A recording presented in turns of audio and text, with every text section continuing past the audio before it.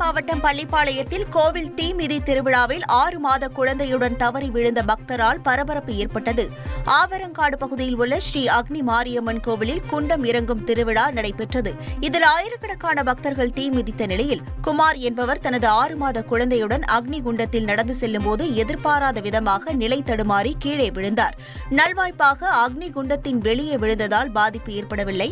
இதன் காரணமாக கோவில் வளாகத்தில் சிறிது நேரம் பரபரப்பு ஏற்பட்டது.